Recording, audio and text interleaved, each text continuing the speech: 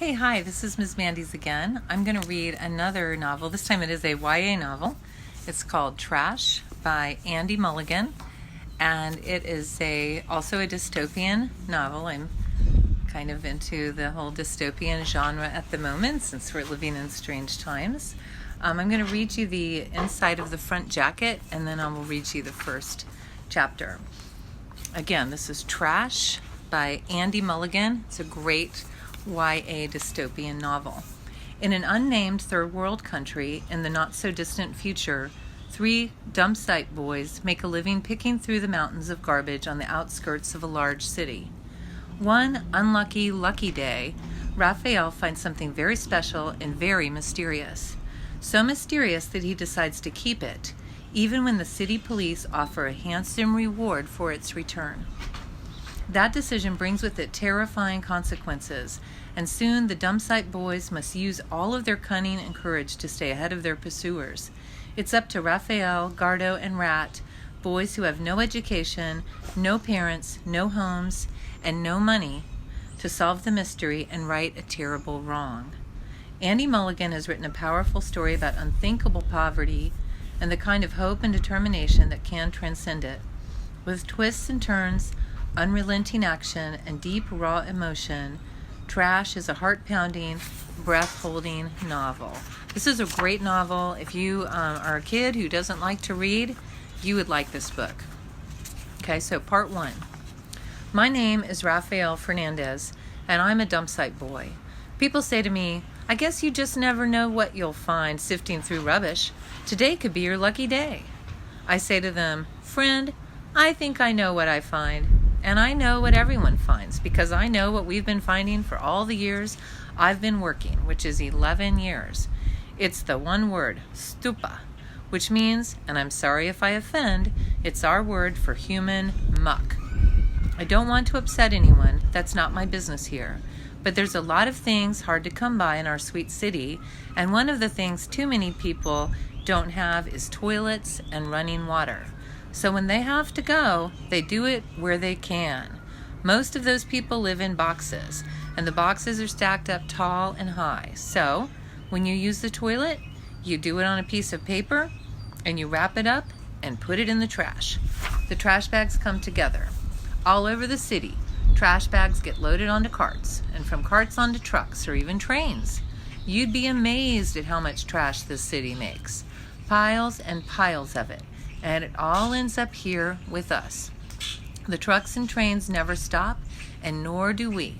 Crawl and sort and sort. It's a place they call Behala, and it's Rubbish Town. 3 years ago it was Smoky Mountain, but Smoky Mountain got so bad they closed it down and shifted us along the road. The piles stack up, and I mean Himalayas. You could climb forever, and many people do, up and down into the valleys. The mountains go right from the docks to the marshes, one whole long world of steaming trash. I am one of the rubbish boys, picking through the stuff this city throws away. But you must find interesting things, someone said to me. Sometimes, no? We get visitors, you see. It's mainly foreigners visiting the mission school, which they set up years ago and just about stays open. I always smile and say, sometimes, sir. Sometimes, ma'am. What I really mean is, no, never, because what we mainly find is stuff. What you got there? I say to Gardo. What do you think, boy? Says Gardo. And I know, the interesting parcel that looked like something nice wrapped up? What a surprise. It's stuff. And Gardo's picking his way on, wiping his hands on his shirt, and hoping to find something we can sell. All day, sun or rain, over the hills we go. You want to come see? Well, you can smell Behala long before you see it. It must be about 200 football pitches big, or maybe 1,000 basketball courts. I don't know. It seems to go on forever. Nor do I know how much of it is stup. But on a bad day, it seems like most of it. And to spend your life wading through it, breathing it, sleeping beside it, well, maybe one day you'll find something nice. Oh, yes. Then one day I did. I was a trash boy since I was old enough to move without help and pick things up. That was what? 3 years old? And I was sorting. Let me tell you what we're looking for. Plastic. Because plastic can be turned into cash fast. By the kilo. White plastic is best, and that goes in one pile.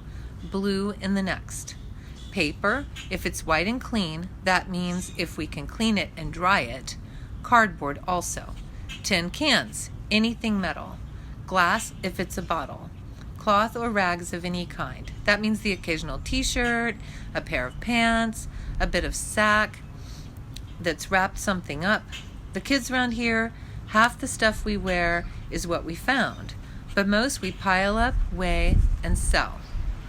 You should see me dressed to kill. I wear a pair of hacked off jeans and a too big t-shirt that I can roll up onto my head when the sun gets bad. I don't wear shoes, 1, because I don't have any, and 2, because you need to feel with your feet. The mission school has a big push on getting us boots, but most of the kids sold them on. The trash is soft and our feet are hard as hooves. Rubber is good. Just last week we got a freak delivery of old tires from somewhere. Snapped up in minutes they were. The men getting in first and driving us off. A half good tire can fetch $50, and a dead tire holds down the roof of your house. We get the fast food too, and that's a little business in itself. It doesn't come near me in Gardo. It goes down the far end, and about 100 kids sort out the straws, the cups, and the chicken bones. Everything turned, cleaned, and bagged up. Cycled down to the weighers, weighed and sold. Onto the trucks that take it back to the city, round it goes. On a good day, I'll make 200 pesos. On a bad, maybe 50. So you live day to day and hope you don't get sick. Your life is the hook you carry, there in your hand, turning the trash. What you got, Gardo? Stup. What about you? Turn over the paper. Stup. I have to say, though, I'm a trash boy with style. I work with Gardo most of the time, and between us, we move fast. Some of the little kids and the old people just poke and poke, like everything's got to be turned over. But among the stoop, I can pull out the paper and plastic fast, so I don't do so bad. Gardo's my partner, and we always work together. He looks after me. Chapter 2. So where do we start? My unlucky, lucky day, the day the world turned upside down, that was a Thursday. Me and Gardo were up by one of the crane belts. These things are huge, on 12 big wheels that go up and down the hills. They take in the trash and push it up so high you can hardly see it, then tip it out again. They handle the new stuff, and you're not supposed to work there because it's dangerous. You're working under the trash as it's raining down, and the guards try to get you away. But if you want to be first in line, if you can't get right beside the truck, and that is very dangerous. I knew a boy lost an arm that way. Then it's worth going up by the belt. The trucks unload, the bulldozers roll it up all to the belts, and up it comes to you, sitting at the top of the mountain. That's where we are with a view of the sea. Gardo's 14, same as me. He's thin as a whip with long arms.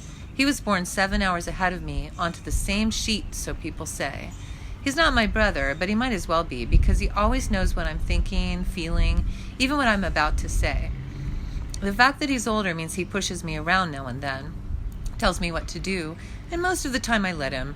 People say he's too serious, a boy without a smile, and he says, "So, show me something to smile at." He can be mean, it's true, but then again, he's taken more beatings than me, so maybe he's grown up faster. One thing I know is I'd want him on my side, always.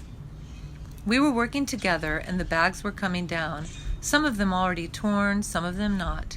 And that's when I found a special.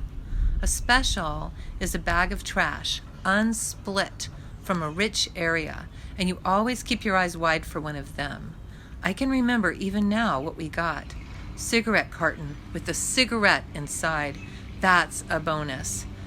A zucchini that was fresh enough for stew, and then a load of beaten up tin cans. A pen, probably no good, and pens are easy to come by, and some dry papers I could stick straight in my sack. Then trash and trash, like old food and a broken mirror or something, and then, falling into my hand, I know I said you don't find interesting things, but okay. Once in your life, it fell into my hands, a small leather bag, zipped up tight and covered in coffee grounds. Unzipping it, I found a wallet.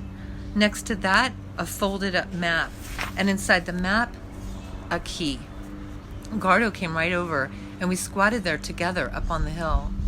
My fingers were trembling because the wallet was fat. There were 1,100 pesos inside, and that, let me tell you, is good money. A chicken costs 180, a beer is 15.